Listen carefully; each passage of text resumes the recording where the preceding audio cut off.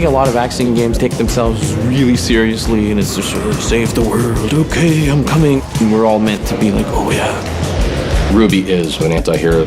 She's doing it for herself. She's not trying to save the world, stop aliens. She's in it for the money. She's in it for the vengeance.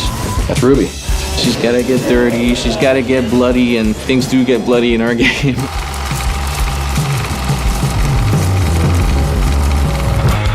We have this really nice mix of form and function, style and substance. My name is Patrick Fortier. I'm the creative director on Wet. It's gratifying to go to a new location and see how beautiful it is. It's important that you believe in it, and yet it's important that it lends itself well to the kind of action that we're targeting.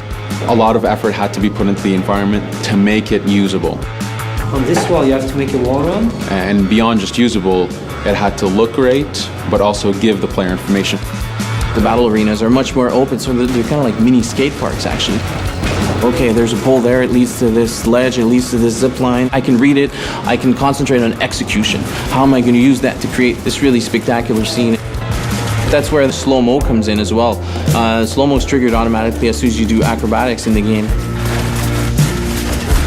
Eventually you meet bigger and bigger packs of enemies, and you need that slow-mo to really assess the danger, to assess who your targets should be, have time to chain your acrobatics, and start picking off your targets.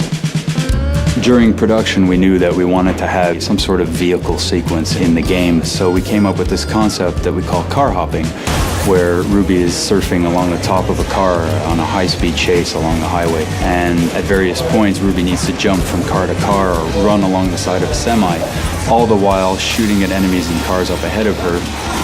In everything we tried to do, we really tried to infuse the style. And so we went to our artists, we kind of had this concept for a crazy sequence. They went hog wild and created this really beautiful, visually spectacular sequence. That's what Rage Mode is. Ruby becomes berserked, she gets blood in her eyes, she's incensed. And so she loses her mind and just starts ripping through the enemies. Everything turns so heightened and amplified. The endorphins and the insanity and the color and the blood. Ruby just goes on a rampage and she just kills everything inside, because it's like literally Ruby seeing red and just destroying and annihilating everything. I think people would have a kick-ass time getting into her and being her and having that sort of vengeance, fury, and release.